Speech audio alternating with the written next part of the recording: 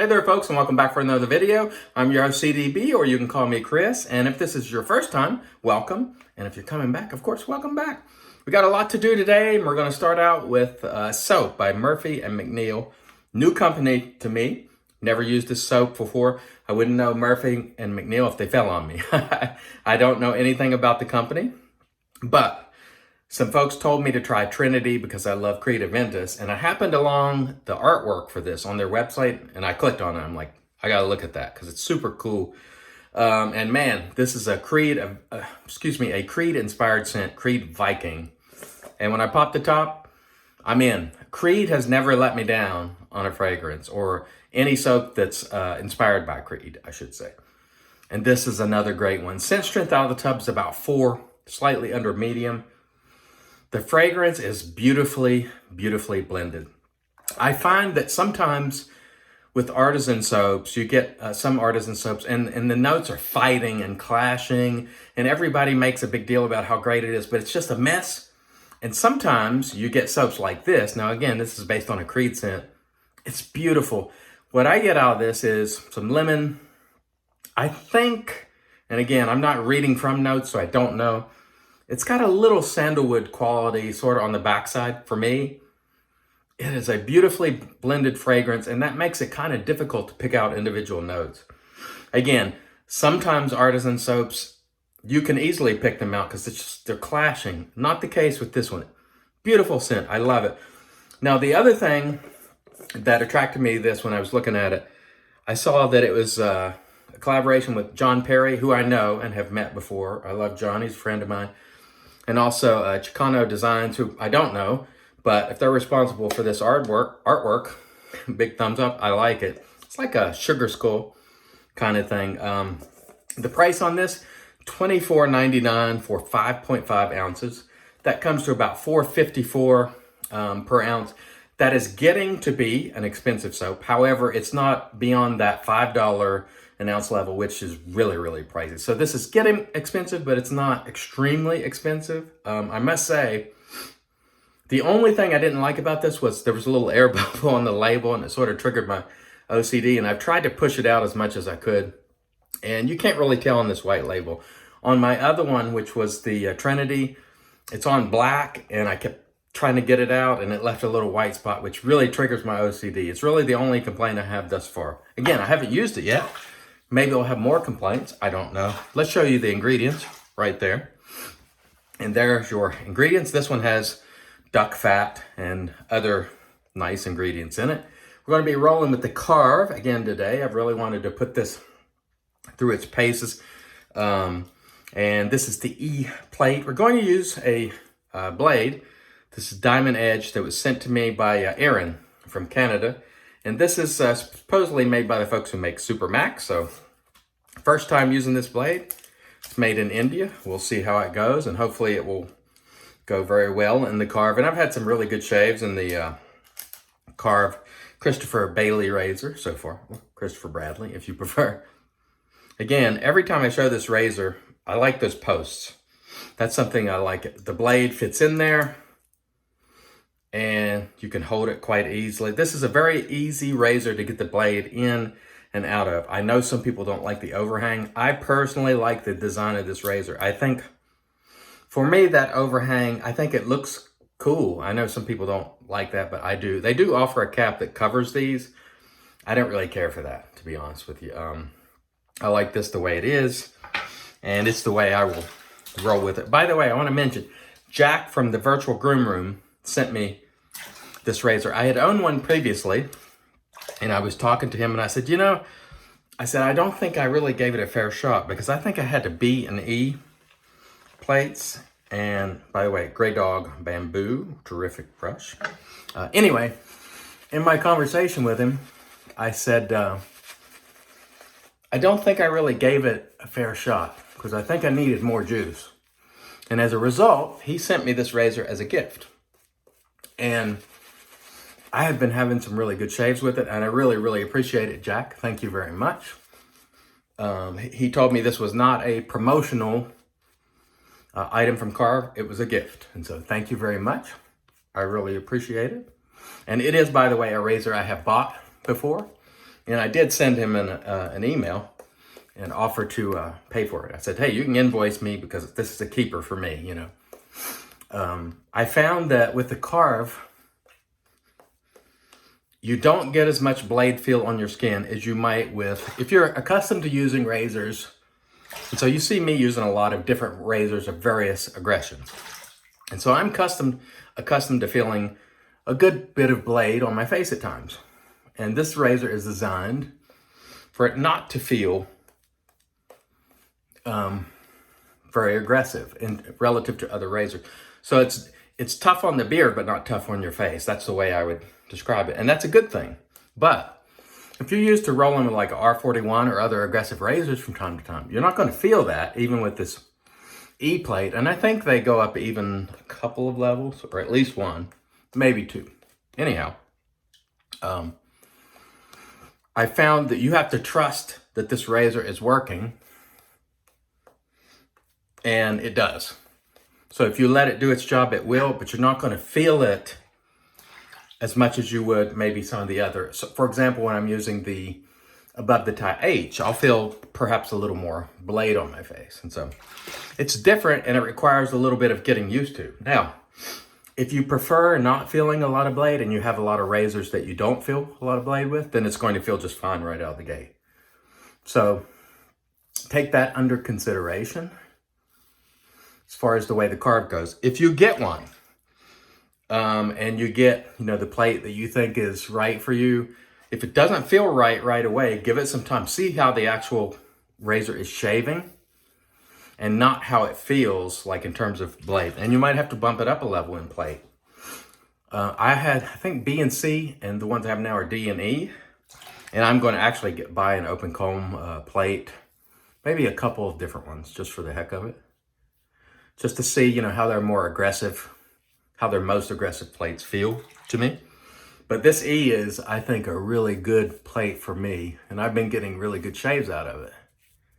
And so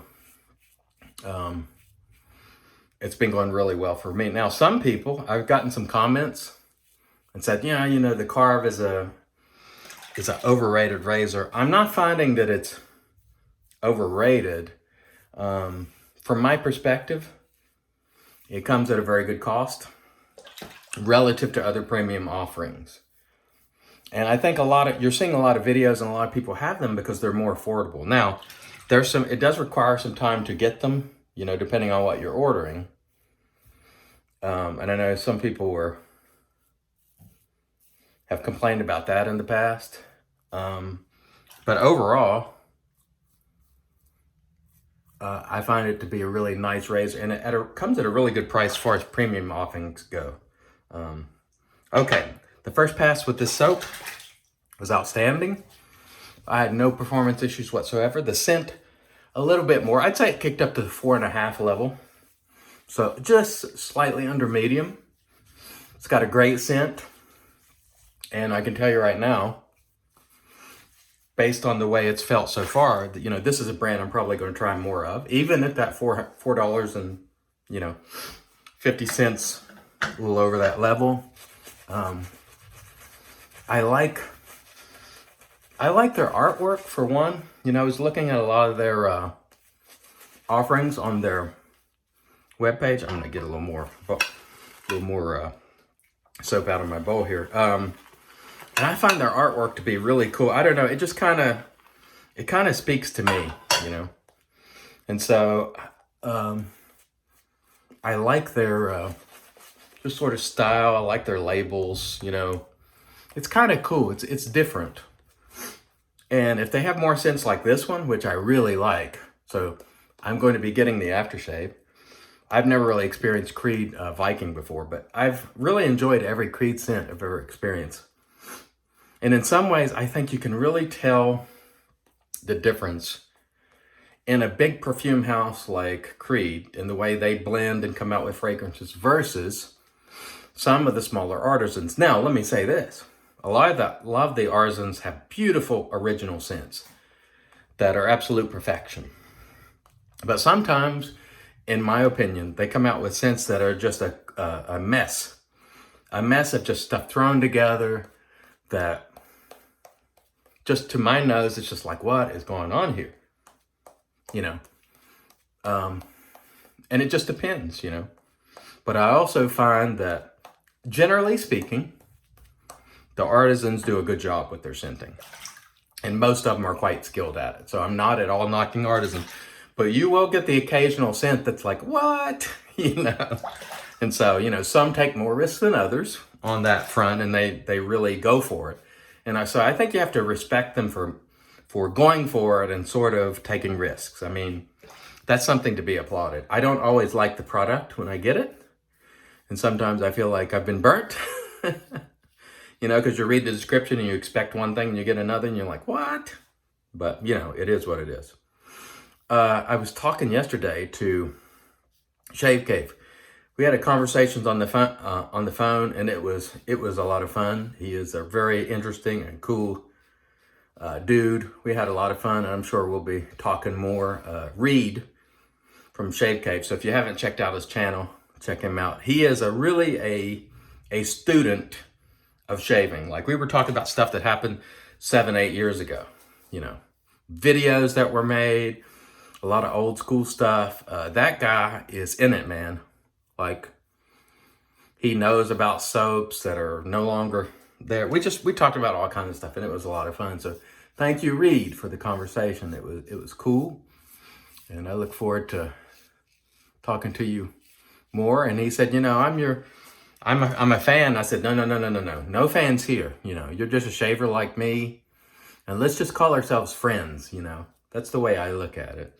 I'm just a regular shaver like you, and I've been doing it for a long time. You know, so if you're watching, you know, I'm not, I don't know, I don't have the type of hubris or ego where I have fans. I don't tell anybody I have fans. I'm just like, you know, I have fellow shavers who like to participate, and I'm fortunate enough that they like to watch my videos, and I'm honored, you know. So it's an honor to me, and I'm sort of, you know, if I could blush, I would blush when somebody calls themselves a fan of mine, you know, if that makes sense to you. I also want to mention Samantha from the John Shaves 101 family. I believe it's his daughter, she told me. And she had sent me a note last week that said, you know, you're so upbeat. I really love it. And so, Samantha, thank you. Given the analytics of the channel, we don't get a lot of females. You know we get Jill and some of the other shavers like Maja's. I'm sorry if I'm pronouncing her name wrong. Maja's Magic. I'm sorry. I'll get it right, I promise. You know, Jill and other shavers we get, but we don't get a lot of people who are women who don't make videos. So thank you very much, Samantha, for watching. I really appreciate it. And I just love I think their last name is Chalmers. I just love that family because they're into it. And John Shave, when you see John Shaves 101, and of course the DC Shaves is his son, John is just very enthusiastic, you know, and he's just having fun. And he was like, look at this, you know, and he's like, he'll make little jokes and things that, you know, I find funny and really enjoyable. So thank you very much, Samantha and the whole Chalmers. By the way, there's some really creamy goodness in here. This is a good quality soap. This is a very good. I am 100% convinced on the quality of this soap and that I will be back. And that's really the question that we aim to answer the first time we use a soap of a brand that we've never used before. The question is always, will I be back? And the answer is yes. Well, I've already bought two because I have Trinity. And again, the only thing, if I'm just picking one thing to be critical of, is I had air bubbles in both labels, and that sets off my OCD because on the Trinity especially, and I'll show you that when that video comes up, it's in a black part, and I was trying to, you know, press the air bubble out the side, and it made like a white spot, and it just bums me out. So that's a very small thing that most people won't care about, but I do, because I like to, when I show these products, I want them to be looking good, you know, so that people can get an accurate representation of what they're going to receive. Now, If you're sending something that's banged up or imperfect, then I guess I am giving an accurate representation. It wasn't banged up. It just had air bubbles in both labels. And I understand that labels are kind of hard to put on, so you can't really make too much of it, but it sort of sets off my OCD. Certain things just draw my my point of vision, or certain things just draw my eyes to them immediately. And that little speck in the black of white, it is just like, you know, it's like, I don't know what it's like, but it immediately, my eyes just focus on it. A lot of you don't care. I completely understand. Quality of the soap is quite good. This is the Aeon base, whatever that means. You know, they nicknamed their bases and so on. I think this is the most recent. It is quite good. It feels very good on my face. No hint of any irritation of any kind. It smells fantastic. On point. Great job, John Perry. Great job, the folks at Murphy and McNeil. And I wonder, you know, when these companies make these names like Murphy and McNeil, is there a Murphy and McNeil, or is it just made up? You tell me in the comments below. Because sometimes I think, you know, they just kind of come up with something like, you know, Bear Stearns Man, for example. I don't know that there's a Bear Stearns Man, or at least that's obviously not Will's name, you know. But I don't know how, you know, boy, I could do this all day long. It's just fun. You know, just the painting just feels good on your face. I think that's why I'm not a scrubber, you know. I love this feeling of painting. The scrubbing, I don't need it. I don't want it. I just want to make a lather, and I want it to feel good on my face, and I want to enjoy it. And if those things happen, then I'm happy. You know, I'm not hard to please, really. I am a little bit OCD about certain things. Like I said about the labels, but performance-wise, okay. Ooh, nice residual slickness there. Very, very, very nice. Liking that. And of course, the Karve here, I want to say this is shade 4 or 5 with it. With the E-plate is feeling really good to me. So that's why I reached out to Karve and go, hey, you know, you can invoice me for this if you like. I'm happy to pay for this razor because it's a keeper. And had I got these plates to begin with, it would have been a keeper the first time I got it. So I have actually been down that road. Man, this is a nice soap. That's all there is to it. What can you say other than, you know, when you get something that you really enjoy, it's a new brand, that's very exciting, you know. A new brand like Murphy and McNeil, new to me, I should say. I don't know how long they've been around. You know, because I've only been actively seeking out and purchasing new stuff for the last, what, 3-4 months?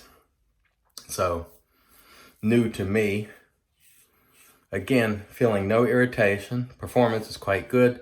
Plenty of slickness, cushion glide, all that good stuff that you want. It has everything. And very important for me is the scent. Now, I will say, an attribute that a lot of people are concerned with, that I'm not concerned with, is post-shave. It's not important to me, just plain and simple.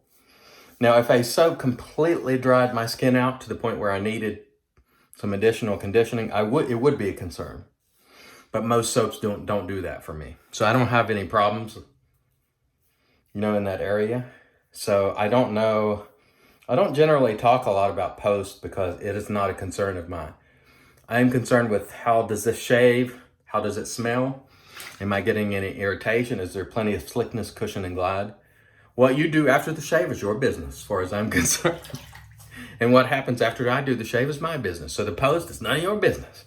And actually, there's no way to, you know, when you're using a soap for the first time here on video, and then I'm going to, you know, publish the video, there's no way to really say how the post went. Anyway, plus I'm going to use witch hazel.